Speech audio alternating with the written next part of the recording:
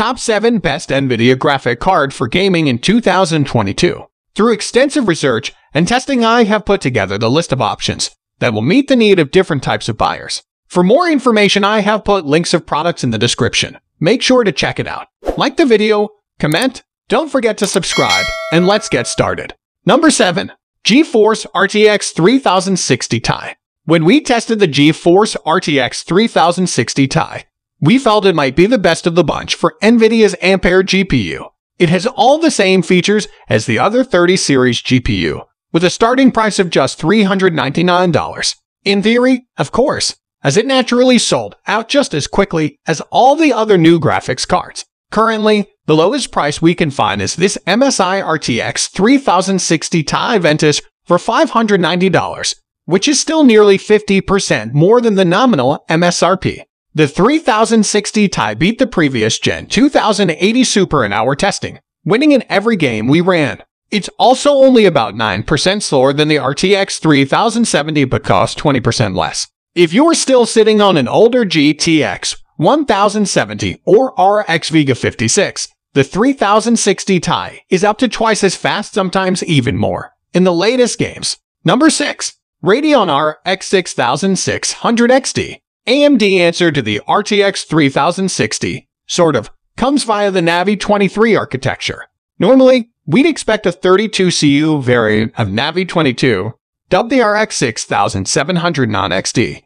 But AMD trimmed CU counts, memory interface width, and infinity cache sizes to get a smaller and less expensive chip that still performs well. Performance ends up slightly above the previous gen RX 5700 XT, which is impressive considering the memory bus has been cut in half to just 128 bits. There's a reasonable concern with the 8 GB of VRAM, however, and there are certainly cases where the RTX 3060 ends up as the better choice. Still, it's surprising how much even a 32 MB infinity cache seems to boost performance when you look at the memory bandwidth. This is basically a chip that's smaller than Navi 10, built on the same TSMC N7 node, and it delivers 10–15% better frame rates at 1000 ADIP. There are instances where it struggles, however, ray tracing being a big one. Several games that we tested with DXR, DirectX ray tracing support couldn't even do 20 FPS at 1000 ADIP. Nvidia's RTX 3060 was about twice as fast, without using DLSS, where available. FSR doesn't really fix that either, since it provides a similar boost in performance to both AMD and Nvidia and even Intel GPU. After delivering impressive amounts of VRAM on the other big Navi chips, the RX 6600 XT feels like a letdown. Number 5. GeForce RTX 3060. As we approach the lowest end of the price and performance ladder with Nvidia's desktop Ampere lineup, the cuts to processing power may have gone too far. This is the first GA106 card with a 192-bit memory interface and 12 GB VRAM, which is quite a bit better than the RTX 3050 but still a big step down from GA104, with 26% fewer GPU cores compared to the 3060 Ti, and less memory bandwidth. Overall performance is only on the level of the RTX 2070. So, 2.5 years later, you can now match a $500 graphics card with a $330 alternative. Or that's the theory. Demand still surpasses supply. But at least we're now seeing RTX 3060 starting at $390. That card shows is backordered with an ETA of several days ago. But we've seen the RTX 3060 go in and out of stock for $400 or less over the past couple of weeks. Given the performance we saw in our testing, the RTX 3060 is the overall value, factoring in ray tracing and DLSS performance. VRAM capacity isn't a problem, and there are a few instances where the 3060 starts to close the gap with the 3060 Ti. It never quite gets there, however, and the 3060 Ti would be the better choice if you could find one at a reasonable price. At present, it's a $200 jump to the 3060 Ti, making this or one of AMD offerings a much better value. Number 4. Radeon RX 6700 XT. Start with the Navi 21 GPU, and then cut down the various functional units to create a smaller die that can sell at lower prices, and you have AMD Navi 22 and the RX 6700 XT. It has the same number of GPU cores as the previous generation RX 5700 XT, but significantly higher clock speeds and more cache give it about a 25% boost to performance at higher settings and resolutions. At least, when we tested AMD RX 6700 XT. It hit clock speeds in excess of 2.5 GHz during gaming sessions, and that's at stock on the reference card. With some tuning and overclocking, we were able to hit speeds of 2.7, 2.8 GHz, still without cooking the GPU. That's very impressive, and factory overclocked cards can push even higher clocks. In our performance testing, the RX 6700 XT traded blows with the RTX 3070 and RTX 3060 Ti. It's a bit faster than the latter, and a bit slower than the former, so the launch price of $479 is reasonable. Still, if we include pretty much any games with DLSS or ray tracing, the 6700 XT comes in behind the 3060 Ti and almost looks like a 3060 competitor. Number 3. GeForce RTX 3090 Ti. For some, the best card is the fastest card, pricing be damned. Nvidia's GeForce RTX 3090 Ti caters to this category of user. At nearly triple the official price of the RTX 3080, performance is only moderately better, 20-30% in most workloads. It's also only 5-10% faster than the previous RTX 3090, with an even higher MSRP.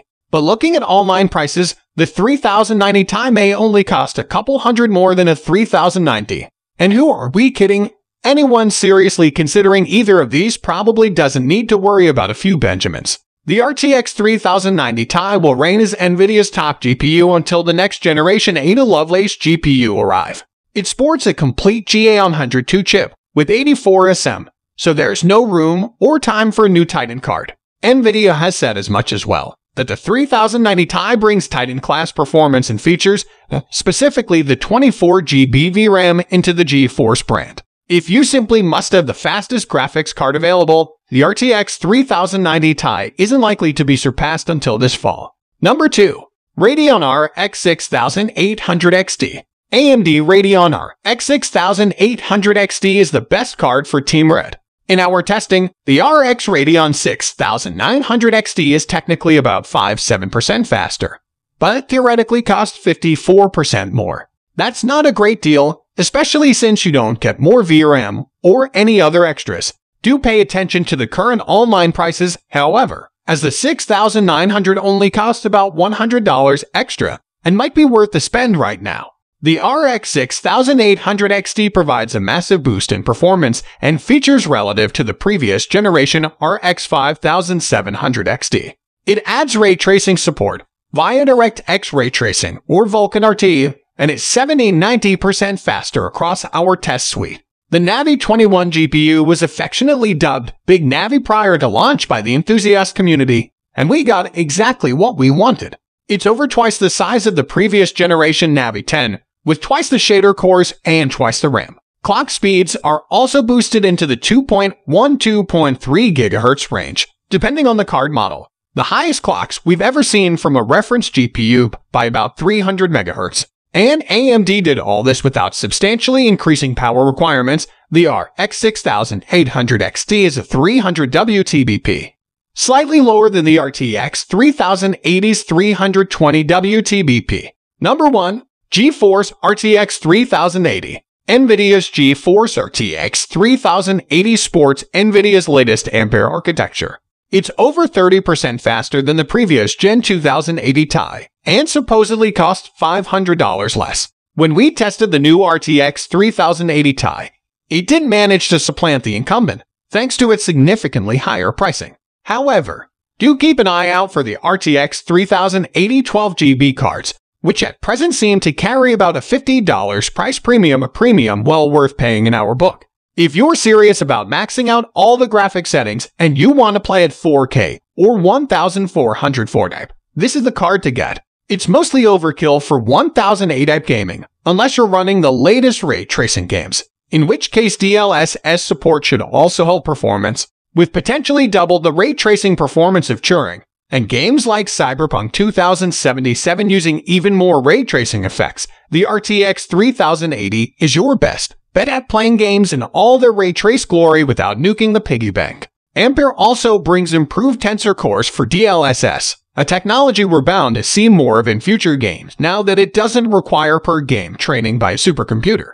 Nvidia's RT and DLSS performance are also quite a bit faster than what you get from AMD new RX 6000 cards, which is a good thing as Nvidia sometimes falls behind in traditional rasterization performance. So guys, that's all for the top best Nvidia graphic card for gaming in 2022. The links of all products are given in the description, which are updated for the best prices. Subscribe our channel for more videos. We will meet in next video. Till then, take care. Bye.